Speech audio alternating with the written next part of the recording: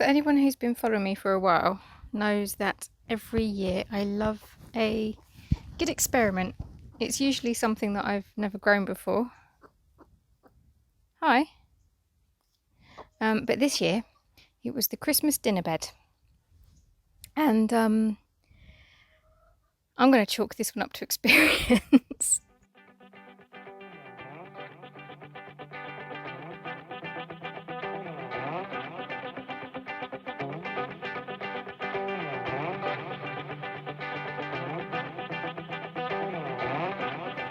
Okay, so the idea behind it was basically, excuse me while I try and zoom back in.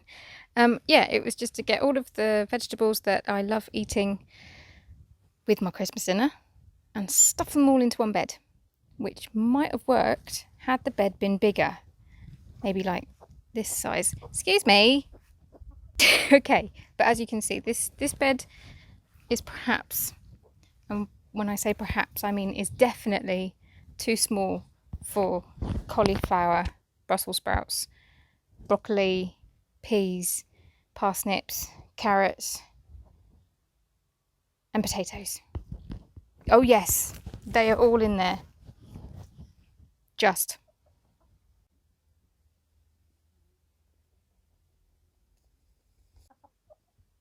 Anyway, Christmas dinner bed. The idea is I'm going to harvest the broccoli. That is by far the best broccoli I've ever grown.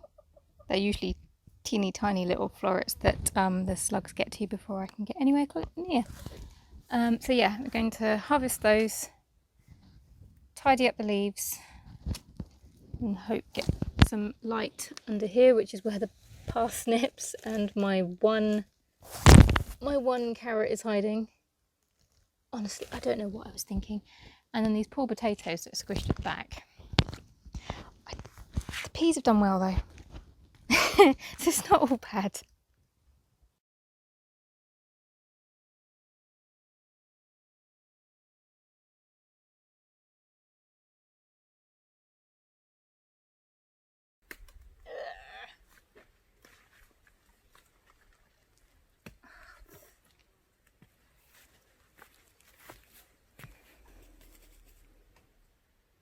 Blech.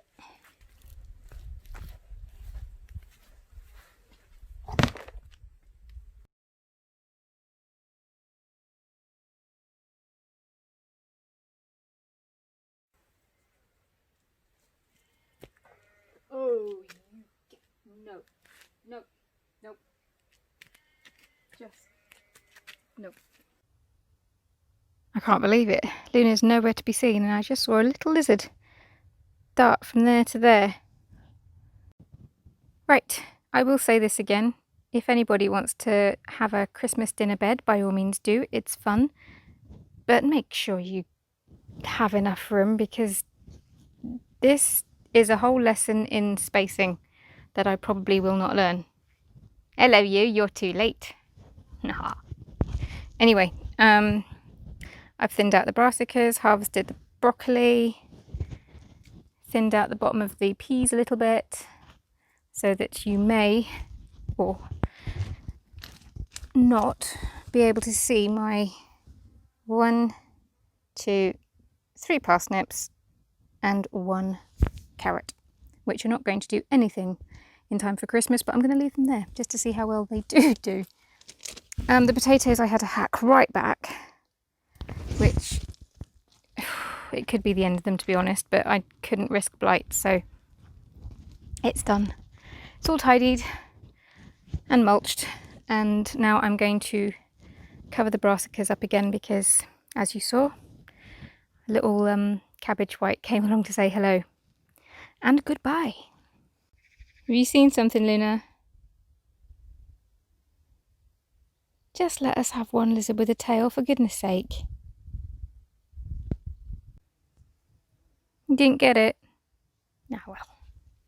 Right, I don't think I talked about my compost situation in the last update, so just to quickly update everybody. Lots of the word update. This is the bin that I'm using at the minute. It's lush. This one is nearly full. I've got to add some cardboard and mix it all up and then cover it, and then that will be ready hopefully in spring. And then this one I'll be starting on. This one I don't think I'll ever get around to using 4 bins at once, so I'm going to weatherproof that a bit more, and then hopefully you can kind of see that I moved one of the hedgehog shelters in there, because if I can encourage them to live in here too. They're currently over in the wildlife garden there, but I haven't seen too many signs of them being here, and of course slugs and stuff, they're brilliant, so I want to keep them. The comfrey is finally starting to find its legs after her. She used to, as you can see, they nip through here quite a lot, and she would peck at them. So I've got buckets and, if you look, a little twig wall to try and deter you. I wouldn't usually mind, but I just want them to be left alone for 1 year, just so that they can get established, and then next year I can start adding them to the compost bin. And then, as you can see in the field beyond, there's lots and lots of nettles, and I'm trying to encourage them into this corner. So the idea being, I will have a nettle patch there, a comfrey patch there, and my compost bins there, which will make a really cool little setup. That's the plan. Ever helpful. Okay, I'm now going to take you into the greenhouse, but only very quickly because it is hot. This is to keep the chickens out. And if you look down here, you can see that I've got the start of my tomato harvest. Very happy. And only because I took the plunge and chopped off the tops of all my plants. And I also, I don't know if I can find one that I can show you. Come on, focus, you useless thing. I cut the tops of each of the vines as well, so that it could focus its energies on making tomatoes there with the existing flowers, instead of constantly putting energy into creating more flowers like we have up here. I'm going to wait for those to grow a little bit more, and then I'm going to pinch the ends out of those too. Okay, it's getting hard to think properly in here now. So that's the tomatoes. Got loads of them. These were actually outside, but they weren't doing much, so I decided to just bring them in, seeing as I had the space, and try and just get as many tomatoes as I could. And this is my one and only cucumber plant. I can't zoom out now. What is this thing doing? There we go. My one and only cucumber plant, and it has well and truly found its legs. I've got a massive cucumber there. I'm keeping it on the vine for now because we've got some in the fridge, and then I've got some baby ones too. But they are lush. Oh, that was hot. I must remember to put this back. Otherwise, Tufty gets in and she sits on everything. One thing I've been meaning to share as well, I talk about how windy it gets up here. And this bit here, the wind comes off that hill down here, and you can see this corner here of the potato bed has that nice little curve. That's where the wind shoots down, knocks into my potatoes, and then it stops because we've got the greenhouse protecting all of those. Yeah, and even my my little lavender plants here, I've got a slight bend to them. Hey, Calliad. And that's about it. My salad bed, don't think you can really see, but everything has pretty much bolted. I have had the worst luck with spinach. Salad leaves are going great guns. They're loving it, but the rocket and the spinach, and the strawberries are doing great as well.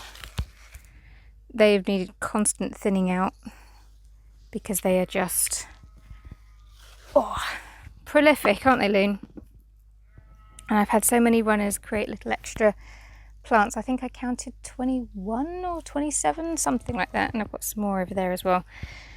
All of those will eventually go into that bed because it gets so much sun. I think they'll do really great there next year. And then salads, I don't know, I think I'll try and make some troughs to put down by the side of the house, although they'll probably bolt there too. That is a job for next year. I've got some winter salads on the go. I'm going to try and get them established so I can keep them in the greenhouse. I need some more of those filled up so I can fill up the gaps. But hi sheeps. That is it. It's too hot, so I'm going to go in now. Thanks all.